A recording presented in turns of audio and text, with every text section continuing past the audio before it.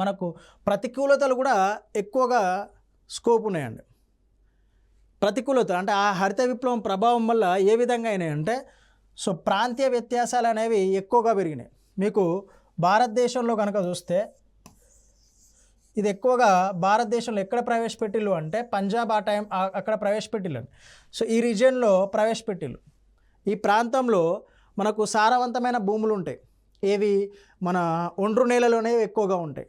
నదులు అంటే సాగునీటి పారుదల కూడా ఎక్కువగా ఉంటుంది. అంటే నదులు ఉంటాయి. ఈ నదులు సాగునీటి పారుదల ఎక్కువగా ఉండడం, సారవంతమైన భూమి ఉండటం మూలంగా ఇక్కడ హరిత విప్లవం అనేది ఎక్కువగా సక్సెస్ అయింది పంజాబ్, హర్యానా ఈ ప్రాంతాల్లో. అదే తెలంగాణకు వచ్చేసేయండి. తెలంగాణకు వచ్చేసరికి ఒండ్రు నేలలు అనేవి తక్కువగా ఉంటాయి, నీటిపారుదల సౌకర్యాలు అనేవి తక్కువగా ఉంటాయి. సో దీనివల్ల వీడు ఎక్కువగా దిగుబడి సాధించడం మూలంగా ఏమైంది, ఎక్కువ ఆదాయం సంపాదించాడు. వీడు తక్కువగా దిగుబడి సాధించడం మూలంగా ఏమైంది, తక్కువ ఆదాయం అనేది తక్కువగా ఉంది. ఫలితంగా ఏమైంది, ప్రాంతీయ వ్యత్యాసాలు అనేవి పెరిగినాయి. ఇంకొకటి ఇక్కడ ఆంధ్రప్రదేశ్లో 1966లోనే ప్రవేశపెట్టిల్లు.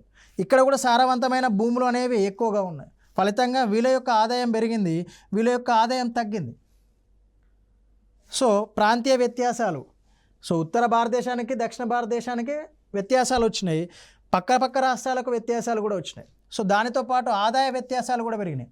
సో ఎవరైతే పెద్ద మొత్తంలో భూమిని కలిగి ఉన్నారో వాళ్ళు ఎక్కువ లాభం పొందిళ్ళు, ఎవరైతే తక్కువ మొత్తంలో భూమిని కలిగి ఉన్నారో వాళ్ళు తక్కువ లాభాన్ని పొందిళ్ళు. సో దాని ఫలితంగా ఆదాయ వ్యత్యాసాలు కొన్ని పంటలకే, అంటే ముఖ్యంగా మనం ప్రత్తి పంటకు కావచ్చు, నెక్స్ట్ గోధుమ పంటకు కావచ్చు, నెక్స్ట్ వేరుశనగ పంట, అంటే ఇవి ఎక్కువగా లాభపడినాయి.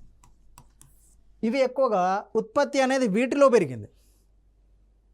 ఓకే, సో పత్తి, గోధుమ, వేరుశనగ అనే వాటిలో ఉత్పత్తి పెరిగింది. కొన్ని పంటలకే పరిమితం అవ్వటం అది ఒక ఫెయిల్యూర్ హరిత విప్లవం.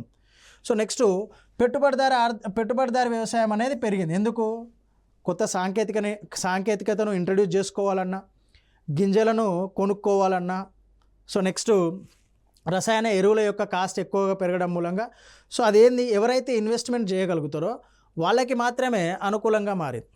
సో దానివల్ల పెట్టుబడిదారి వ్యవసాయం అనేది భారతదేశంలో పెరగడం జరిగిందండి. రైట్. సో ఇవి భారతదేశంలో హరిత విప్లవం వలన అనుకూలతలు, ప్రతికూలతలు.